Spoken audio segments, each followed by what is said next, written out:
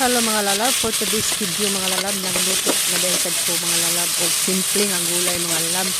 Kani atong giluto nga gulay mga lalab, kalabasa, carrots, ransya o talong. O ang atong lamas anak mga lalab, natay kamatis, bumbay, ug ahos. So unahon na to paggisa ang kamatis mga lalab, arong lamian gid ang atong giluto. Sa nato gibutang ng atuang bumbay o ahos. Kaya kabalo mo mga lalab kung unsa akong isagol ani. Baboy lang mga lalab, 1/4 nga baboy lang nga akong slice o gagmay. Kaya kaning atong diluto mga lalab, dili man gyud kay ngoni pang restaurant. Ato ra ning sudan para paniud to sa akong bus mga lalab, kay duha lang man diri sa balay. So tama-tama sa mga lalab pag dili mahurot na apa may sudan pagkagabi o ang uban na maugmaan pa.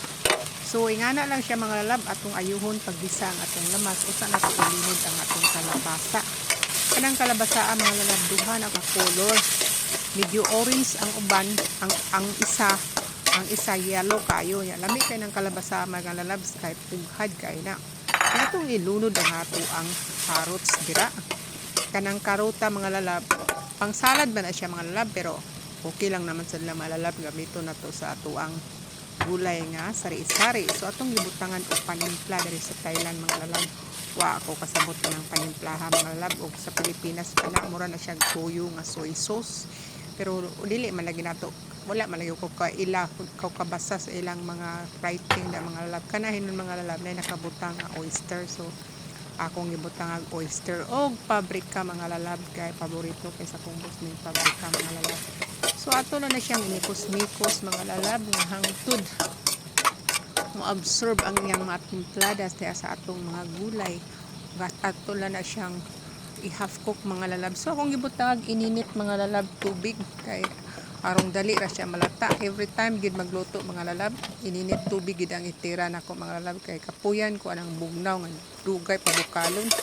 So ininit tubig mga lalab arong lami sa nga tanan. Naghuman og tanawa mga lalab, dali ra kay ni bukal. So nyana lang siya kasimple mga lalab. Kunya mga lalab, pag human anak ato nagilunod ang atong 1/4 nga karne nga baboy, puro unod na siya mga lalab. Nya kana mga lalab, kita mo na puti, bumbay na siya mga lalab nga dagko nga pagka-slice. Kay ganahan man ko kanang bumbay mga lalab, bitaw nga duha unang ko ka-slice mga lalab na gagmay ug na dagko, kay ganahan jud bumbay mga lalab, ambot lang.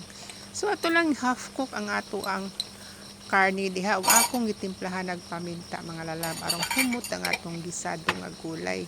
So mikos-mikos lang ta ana mga lalab para mo-absorb ang lasa, ang hang sa paminta. Pero kanang paminta mga lalab, durog na siya, wala ko mo gamit og paminta nga buo.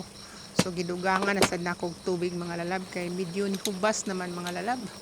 Kailangan magud mga lalab nga kaning tubig mga lalab, kung imong tan-aw nimo nga mahubas na butangan dyan nimo gamayng tubig arong naisabaw nga itong gisado, bisag gisado na siya gitimplahan ang Ajinomoto mga lalab. Di man nakabutang diri mga lalab, pero ambot dili man na para gid sa Pilipinas nga Ajinomoto or magic sarap mga lalab, basta mulasa lang. So the last but not the least, ato nang ibutang atong talong diha.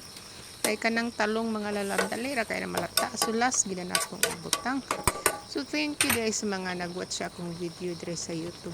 Dili ta muna ko may sa isa, pero napasalamat ko sa inyo. Kung i-add-una na ko mga lalab og mantika mga lalab og oyster mga lalab, parang mulasa gid pag-ayo siya.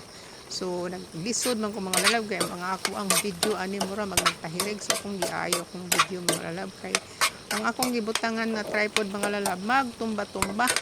So maulang na siya mga lalab, hapit na maluto. Within 2 minutes makakaon na ta sa atong giluto nga gulay gisado nga simple ra kaayo, pero lami gid kaayo na tong gulay mga lalab. Kay mo nagingon nga kung maggulay ka, magluto ka, ibutang ginis mo huna-huna og pagmahal sa imong sudan.